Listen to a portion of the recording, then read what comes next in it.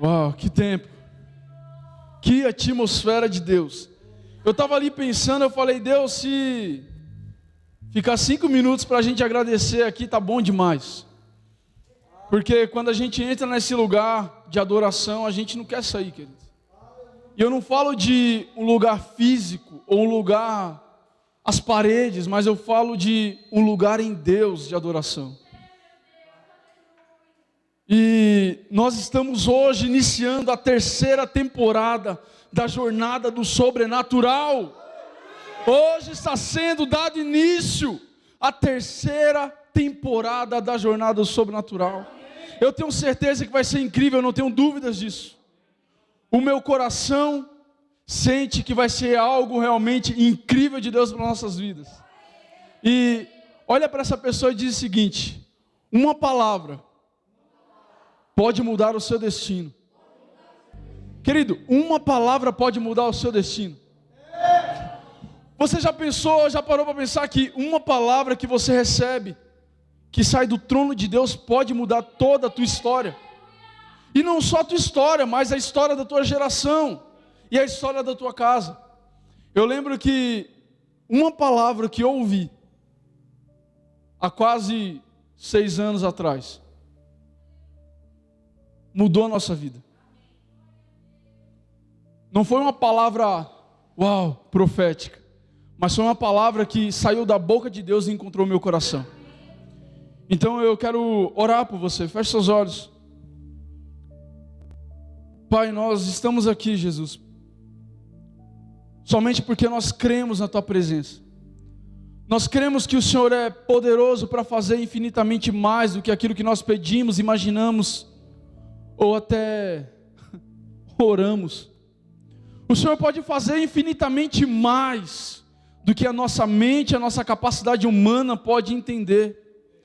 Nós estamos debaixo de um manto profético e apostólico nesses dias. E especialmente nessa jornada do sobrenatural, nós estamos caminhando debaixo de uma palavra, a palavra a qual o Senhor liberou sobre o nosso coração, que os dias são proféticos, mas nós também precisamos ser proféticos. Eu quero declarar sobre cada coração que a Tua palavra vai entrar nessa noite, sobre cada vida que o Senhor vai alcançar. Eu quero te pedir, Espírito Santo, que o Senhor venha ministrar, convencer e trazer salvação para a vida dos seus filhos. No nome de Jesus, essa é a Tua palavra. E não é a minha palavra, mas é a do Senhor. Por isso eu te peço, nos convença, porque foi para isso que o Senhor veio, para nos convencer do pecado e do juízo de Deus. Em nome de Jesus. Amém. Queridos, o Senhor gerou um tema no meu coração para iniciarmos essa primeira ministração, guiados pelo Espírito e sustentados pela palavra. Guiados pelo Espírito, sustentado pela palavra. Preste atenção na coisa. Esses dias nós estamos caminhando debaixo de uma atmosfera linda e poderosa de Deus. Amém? Nós estamos caminhando debaixo de uma palavra de Deus, onde diz romper. E nada é por acaso. A gente está caminhando nessa jornada do sobrenatural nas quintas-feiras por um propósito de Deus. E eu estava aqui no domingo pensando, tentando imaginar aquilo que o Senhor iria gerar no meu coração para essa nova etapa da série. E com a confirmação da Nalva, ela disse: pastor, o que o senhor acha disso? O que você acha disso? Eu falei: ótimo, é aquilo que o Senhor já estava falando no meu coração. Nós vamos falar a respeito do Espírito Santo nesses dias. Como nós vamos romper como igreja sem o Espírito Santo? Como nós vamos desatar nesses dias sem o Espírito Santo? Como nós vamos fluir nesses dias sem o Espírito Santo? Olha para essa pessoa e diga: não tem como. Não tem como. Jesus disse: ei, ficar em Jerusalém, para que do alto vocês sejam revestidos de poder. Quem Jesus estava falando? É do Espírito Santo. Algumas pessoas não entendem, não compreendem quem é o Espírito Santo. E nesses dias nós vamos trazer de forma clara e sucinta ao seu coração, para que você saia desses dias uma pessoa empoderada pelo Espírito, uma pessoa com vigor espiritual, uma pessoa ativada no profético, uma pessoa que vai caminhar no profético. Porque, querido, preste atenção, quem não tem fé para caminhar no profético, caminha na fé de outra pessoa. Ah, eu não tenho fé suficiente para caminhar no sobrenatural de Deus. Isso, você vai pegar embalo na fé de outra pessoa. Eu não sei se você já pegou rabeira, mas eu, como um bom raiz, eu já peguei rabeira e não é bom. Deus não quer que você pegue rabeira na fé de ninguém. Deus quer que você tenha a sua própria fé profética. Deus quer que você caminhe numa fé profética, mas a sua fé profética. Ah, eu vou caminhar na fé do pastor, na fé do bispo. Não, você não entendeu. A Bíblia diz, Jesus disse, ei, os sinais seguirão os que creem. Os sinais não são dispostos, não são liberados só para os pastores, para os bispos, para os apóstolos, não. Os milagres estão liberados na vida de todo aquele que crê. E se você crê, eu quero declarar como um homem de Deus sobre a sua vida, os sinais vão começar a te seguir nesses dias. Os milagres vão começar a acontecer nesses dias. As coisas vão começar a acontecer na sua vida nesses dias. Mas para isso, você precisa ser guiado pelo Espírito de Deus. Quando a gente fala de ser guiado pelo Espírito, a gente já enxerga e imagina logo dificuldade. Ah, vamos ser guiados pelo Espírito. A pessoa já pensa duas vezes. Irmão, quando alguém falava quer ser guiado pelo Espírito, pensa duas vezes, irmão. Porque não é esse mar de rosa que as pessoas contam. Porém, todas as vezes que nós falamos de dificuldade, de problema, é como eu disse quinta-feira, o mundo enxerga a dificuldade e o problema de uma forma. O mundo enxerga a dificuldade, o problema, a crise como castigo, como uma retaliação dos demônios, como a seta do maligno. O mundo sempre vai enxergar a dificuldade como um castigo de Deus. Sim ou não? O que os amigos de Jó pensam quando Jó está passando a crise? Com certeza pecou, com certeza errou, mas a Bíblia diz, Tiago nos instrui, ele diz, alegrem-se. Abra sua Bíblia aí em Tiago, capítulo 1, versículo 2.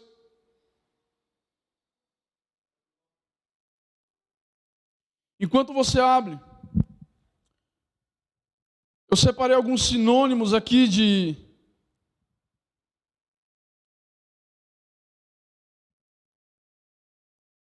castigo, corrigir, penalizar, advertir, ferir e repreender. Essa é uma mentalidade que as pessoas que são conduzidas pela mente humana têm em relação à correção, em relação ao problema, em relação à dificuldade. Deus está me punindo, Deus está me castigando, Deus está me repreendendo. Mas Tiago, ele diz, meus irmãos, considerem motivo de grande alegria o fato de passarem por diversas provações, pois vocês sabem que a prova da sua fé produz perseverança, e a perseverança deve ter ação completa. Repitam comigo, a perseverança deve ter ação completa, a fim de que vocês sejam maduros e íntegros, sem que falte a vocês coisa alguma. Preste atenção, Tiago nos alerta e nos instrui como igreja. Ele diz, ei meus irmãos, se alegrem por passar por diversas provações, porque a prova da sua fé vai gerar perseverança. Toda vez que nós passamos por um momento difícil da nossa vida, e nós não saímos desse momento, mas continuamos crendo, nós produzimos perseverança. Amém? Toda vez que nós passamos por um momento de dificuldade, e nós não vemos a mão de Deus agir, mas nós continuamos, é gerado em nós perseverança. Entenda uma coisa, fizeram um teste, eu não me lembro muito bem como é a história, mas fizeram um teste com um rato de laboratório, e pegaram esse rato e colocaram em uma bacia de água, e deixaram ele lá, por um bom tempo. E quando ele não estava aguentando mais, tiraram ele da bacia. E depois, quando ele retomou seu fôlego, esses cientistas colocaram ele de volta na bacia. E esse rato, ele triplicou o tempo dele dentro da água. Por fim, ele acabou morrendo. Mas preste atenção numa coisa. Eu quero que você se atente para um seguinte detalhe. O rato, ele pensou que ia ser salvo, como da primeira vez. Ele imaginou de que haveria uma intervenção. Ele falou, como eu fui salvo da primeira, e não demorou muito tempo, eu vou ser salvo da segunda. Coitado do rato. Mas nos ensina uma lição preciosa. Nos ensina de que quando Deus age na nossa vida, e quando Deus permite algumas coisas acontecerem logo em seguida, é para que a nossa perseverança cresça, para que a nossa fé aumente, para que a nossa vontade de vencer se multiplique. Deus quer me castigar? Não, Deus quer te ensinar. Deus quer me punir? Não, Deus quer te fazer maduro e íntegro diante dele. Tiago diz, olha, a fim de que vocês sejam maduros e íntegros, sem que falte a vocês coisa alguma. Tem uma frase que as pessoas dizem muito, e talvez até você já disse: a alegria do Senhor. Isso aí, Cláudio. A alegria do Senhor é a nossa força. Mas eu queria que você fosse lá em Neemias, capítulo 8, versículo 10. Vamos entender o porquê dessa frase. Neemias capítulo 8, versículo 10.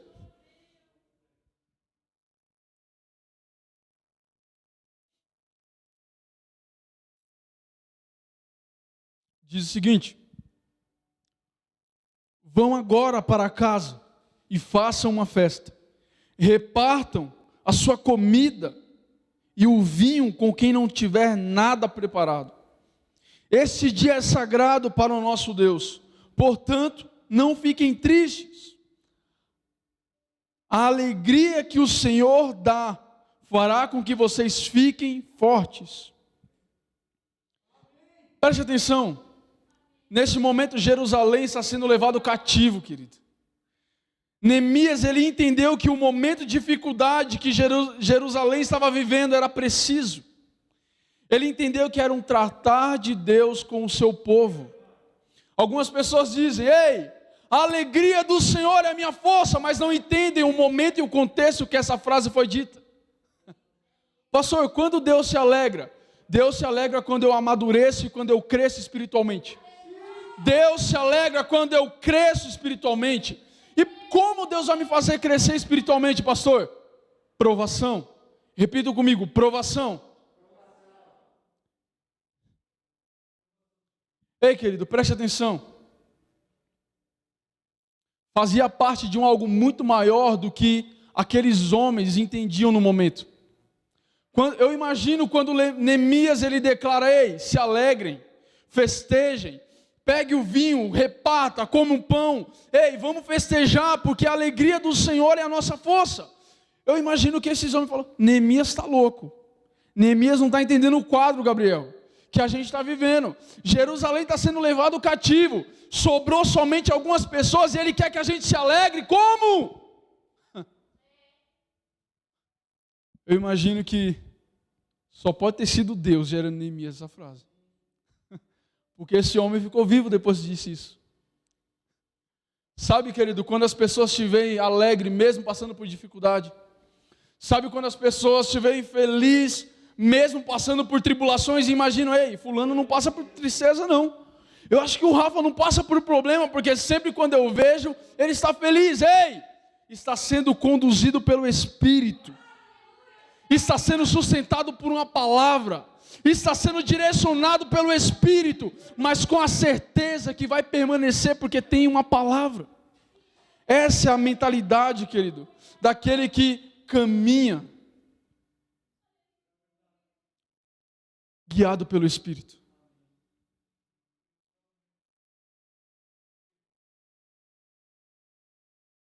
O mundo, preste atenção, o mundo deseja expelir a dor. Sim ou não? Sim ou não? O mundo deseja sair fora, Rafa.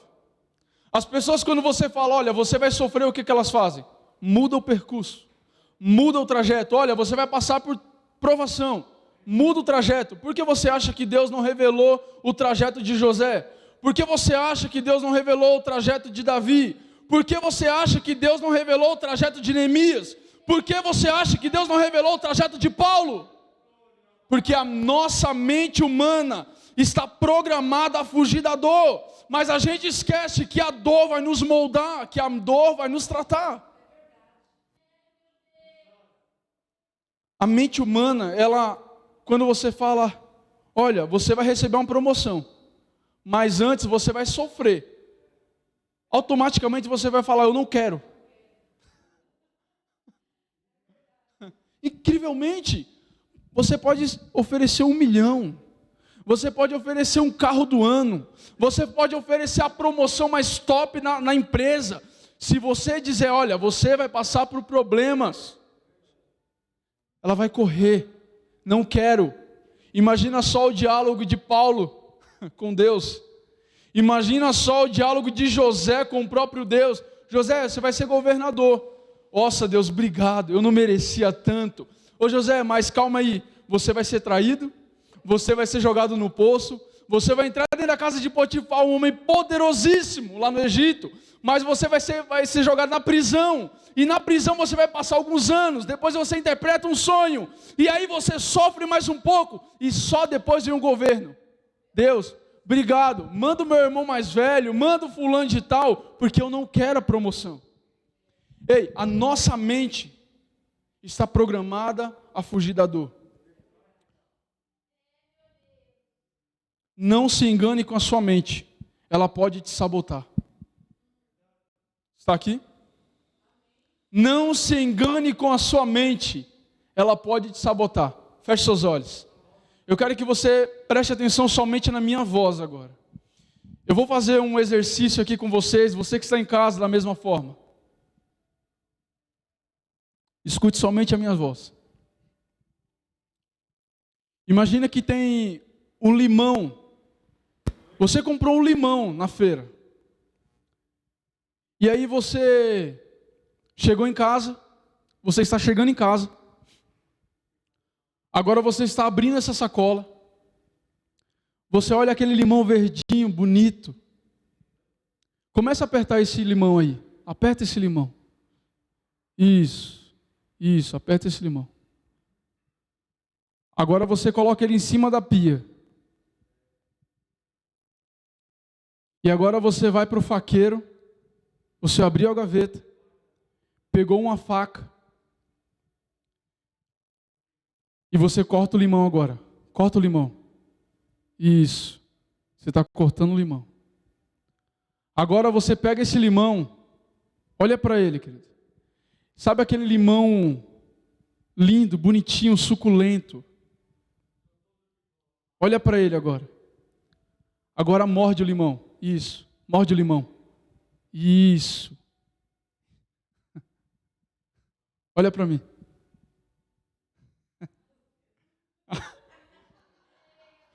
Azedo, né?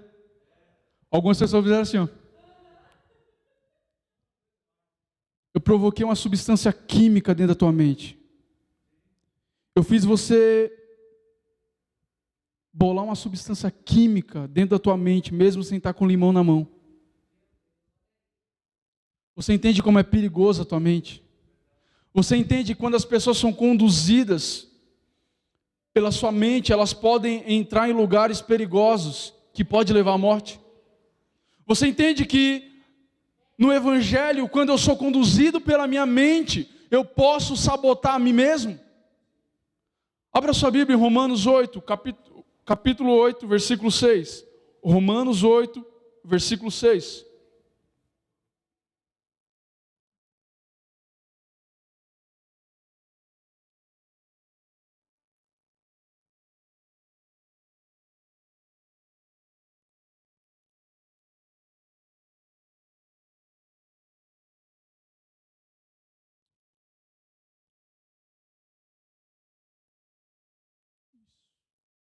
A minha versão está NTLH. Romanos 8, versículo 6, diz o seguinte: as pessoas que têm a mente controlada pela natureza humana acabarão morrendo espiritualmente. Mas as que têm a mente controlada pelo Espírito de Deus terão a vida eterna e a paz. Preste atenção que o apóstolo Paulo está nos orientando, está orientando a igreja de Roma, falando: olha, se você viver segundo a tua mente humana, você certamente vai morrer espiritualmente. Por quê, pastor? Porque crianças no mundo espiritual não se vingam. Elas não crescem, elas não frutificam, elas não ganham almas, elas não propagam o evangelho porque são crianças. O reino de Deus é o lugar onde separam homens de meninos. Toda vez que eu querer me afastar da dor, me afastar do problema ou da dificuldade, porque vai ser difícil, porque vai ser turbulento, porque vai ser complicado, eu estou deixando a minha mente humana conduzir a minha vida. O apóstolo Paulo, ele diz: olha, certamente quem tem a mente humana vai morrer espiritualmente, porque o que alimenta, querido, preste atenção, o que alimenta o teu espírito? Palavra de Deus. O que alimenta o teu espírito? Oração.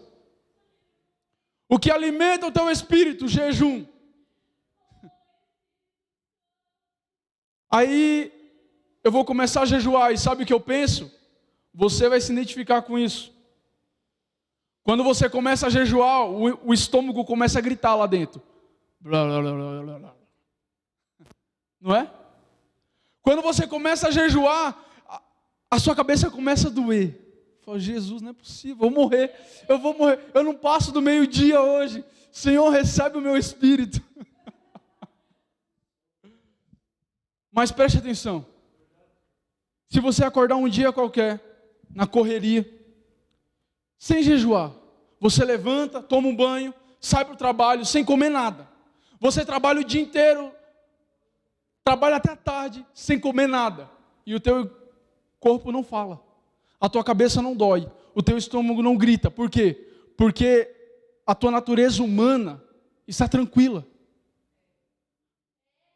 A tua natureza humana fala: está tudo bem, corpo, relaxa. O espírito não está comendo nada. Sabe quando a natureza humana vai gritar? Quando você estiver alimentando o espírito. Ela só grita com isso. O apóstolo Paulo diz: existem duas naturezas dentro de nós. E a natureza ruim, que é a natureza pecaminosa, a natureza humana, só vai gritar quando a gente estiver alimentando o lado do Espírito. Continuando aí no versículo 8, o apóstolo Paulo diz: as pessoas que vivem de acordo com a sua natureza humana não podem agradar a Deus. Preste atenção, pastor, mas como assim? Por quê? Porque elas não estão crescendo. Lembra o que diz Neemias? A alegria do Senhor é a minha força. Pastor, quando Deus se alegra? Quando eu amadureço. E quando eu vou amadurecer? Quando eu estiver passando por dificuldades. Não fuja da dor. Olhe para essa pessoa e diga: não fuja da dor. Ela tem um papel importante na sua vida.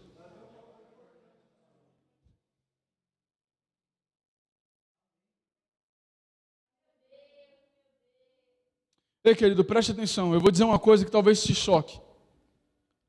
O nosso espírito precisa de problemas para que a chama em que Deus colocou em nós permaneça aceso. Entenda isso. O nosso espírito, ele precisa de problemas naturais, problemas espirituais, para manter a chama de Deus acesa em nós. Pastor, que base? Tiago, capítulo 1, versículo 2, acabamos de ler. Se alegrem, porque a prova da sua fé produz perseverança. Quando o fogo vai se manter aceso? Quando eu começar a colocar lenha. É dificuldade mesmo, irmão, para de fugir de problema. Você está fugindo daquilo que pode te fazer forte. Você está fugindo daquilo que vai te manter vivo. Se você não tem problema, você não é ser humano. Se você não tem problema, você nem crente é. Ah, eu não passo por dificuldade, então você não é crente. Porque crente passa por problema. Tem crente aqui? Não fuja do problema. No versículo 9, o apóstolo Paulo diz: vocês porém vivem, ou melhor, vocês porém não vivem como manda a natureza humana, mas como o Espírito de Deus quer. Se é que o Espírito de Deus vive realmente em vocês, quem não tem o Espírito de Cristo, não pertence a Cristo. Ei, querido, eu quero te dizer uma coisa, não sei se você sabia, mas você não pertence ao mundo. Então para de fugir das lutas, para de fugir dos problemas, para de recuar quando é para avançar, para de se fazer de coitado quando é para se colocar numa posição que Deus chamou. Ei, tem gente que está recuando quando é para atacar. Imagina só que cada palavra, bispo, que o senhor recebeu de desânimo, o senhor parasse. Se cada palavra que eu recebesse de desânimo eu parasse, você é um coitado, você não vai chegar, você não vai continuar, é fogo de palha. Você imagina só se eu recuasse e não tomasse uma posição diante da situação que eu estivesse enfrentando. Ei, querido, está na hora da gente começar a ter uma natureza do Espírito conduzindo a nossa vida. Está na hora da gente deixar o Espírito de Deus nos conduzir nesse deserto. Está na hora da gente começar a deixar a nossa mentalidade humana de lado. O pastor está falando para ser irracional? Não, é para ser racional mesmo. É para falar: ei, alma, o Espírito vai te governar. Não é para ser irracional. Não é para ser irracional, porque nós somos racionais.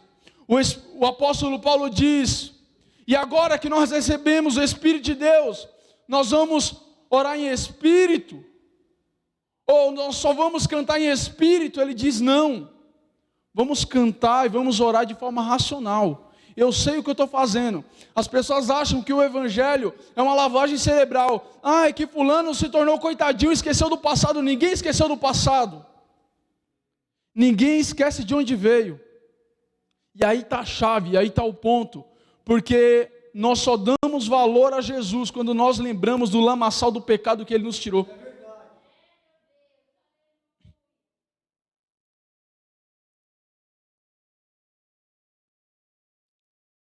Eu quero te dizer, querido, que a sua mente, ela não pode ser conduzida pela sua razão. A sua mente não pode ser conduzida pelas suas emoções.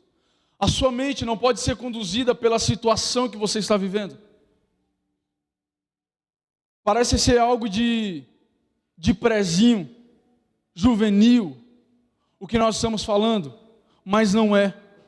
A gente vê crente velho no Evangelho abandonando tudo, porque está passando por problema. Porque não entendeu que a chave do Evangelho realmente é os problemas. Ah, eu vou desistir porque está difícil. E você esperou o quê? Ele não te chamou para o playground, Ele te chamou para um campo de batalha. Ei, vem que vai ser fácil. Não. João 16:33. Tem de bom ânimo. Tem de bom ânimo. Tem de bom ânimo. Tem de bom ânimo. Eu venci o mundo. Tenham de bom ânimo.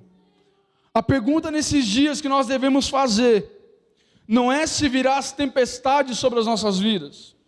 Tempestade virá sobre o injusto e sobre o justo. A tempestade e o problema vêm vir sobre os dois. Abra sua Bíblia aí, Provérbios capítulo 10, versículo 25. Eu estava falando sobre isso ontem, e eu vou prosseguir aqui. A Bíblia diz: passada a tempestade, o ímpio já não existe, mas o justo permanece firme para sempre. A pergunta não é se você vai para a tempestade, porque a tempestade é uma certeza. A pergunta não é: eu vou passar por problemas, pastor? Não é essa a pergunta. A pergunta é: quem eu sou na tempestade? Quem eu sou no meio do problema? Porque a Bíblia diz: o injusto vai passar, o injusto vai perecer, mas o justo permanece. Quem é você? Ei, pastor, eu vou passar por problema? A pergunta não é essa. A pergunta é: quem é você no meio da tempestade? A Bíblia diz que o Senhor chama Jonas e diz: ei, Jonas, eu quero que você vá à grande cidade de Nínive, prega o evangelho, vai lá e faz o que eu estou dizendo. No capítulo 3, ou melhor, no versículo 3, do capítulo 1, Jonas foge, vai embora. A Bíblia diz que tem uma tempestade, você conhece a história. E Jonas vai para o porão do navio e começa a adormece, está um sono pesado. E a Bíblia diz de que os homens lançam sorte, vê que Jonas é o problema da situação. Mateus capítulo 14, versículo 22. Eu quero que você abra a Bíblia. Mateus capítulo 14, versículo 22. A Bíblia diz: logo em seguida, Jesus insistiu com os seus discípulos. Repita comigo: insistiu. Querido, toma cuidado quando Jesus insistir com você. Toma cuidado quando Jesus insistir muito na situação. Jesus insistiu com os discípulos para que entrassem no barco e fossem adiante dele para o outro lado, enquanto despedia da multidão. Presta atenção numa coisa: Jesus nunca insistiu em nada. Jesus nunca pediu para eles ficarem, até por isso que em João 6 ele diz: vocês também não vão com a multidão? Mas no capítulo 14 ele diz: ei, vai lá. Não, vai lá. Não, Jesus, eu quero que você vá para o barco. Ei, Jesus estava querendo que eles vivessem algo sobrenatural. Jesus estava insistindo porque tinha um propósito. A tempestade vai vir, mas a questão é: eu estou no propósito de Deus ou não? A Bíblia diz que no meio da tempestade veio um refrigério, queridos, porque eles estavam no propósito. Jonas teve que ser engolido por um peixe para voltar para o caminho. Jonas teve que ser engolido por um peixe para voltar para o propósito. Enquanto os discípulos receberam refrigério porque já estavam no caminho certo. Volta para o caminho, querido. A diferença entre Jonas e os discípulos é muito clara. Os discípulos acataram uma ordem do próprio Jesus, enquanto Jonas ouviu a direção que dava a sua mente. Lembra que a tua mente vai te fazer fugir da dor? Toma cuidado, porque quando Jesus ele vai para o deserto, quem guia ele é a sua mente ou o seu espírito? É o espírito. Quando Gideão vai para o campo de batalha, quem empodera ele? É a sua mente, a sua autoconfiança ou o espírito? Ei, só vai para o deserto, só vai para o campo de batalha, só vai para luta travada quem está empoderado pelo Espírito, quem está sendo conduzido pelo Espírito, porque a sua própria mente, a sua própria vontade não vai te deixar ir para esses lugares de transformação, não vai te permitir entrar nesses lugares de transformação, porque a tua mente vai formar uma bolha de proteção em você e falar: ei, não vai para esse lugar, porque esse lugar é perigoso. Mas enquanto o Espírito está dizendo: ei, vai porque eu quero te transformar nesses lugares, vai porque eu quero tratar com você nesses lugares, eu quero transformar a sua vida nesses lugares. Deus quer transformar a nossa mente, mas não vai ser no conforto da nossa casa. Não vai ser no conforto da nossa casa.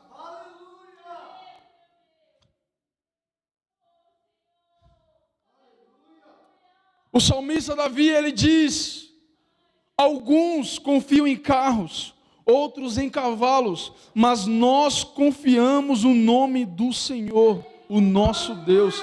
Ei, querido, está na hora da gente confiar mais no Senhor. Está na hora da gente começar a entrar nas guerras mesmo. Ah, Deus, eu não quero sofrer, então para. Então desiste. Então larga a mão do Evangelho, porque o Evangelho tem a ver com luta. Eu não quero sofrer, então para. Se coloque de pé, querido.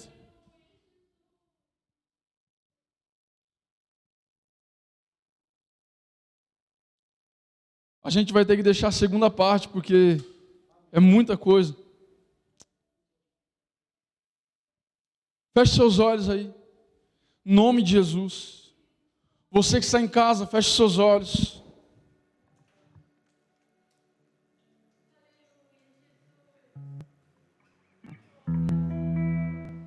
Comece a fazer uma oração consciente. Comece a orar e fala: Espírito Santo, eu quero que o Senhor governe a minha vida.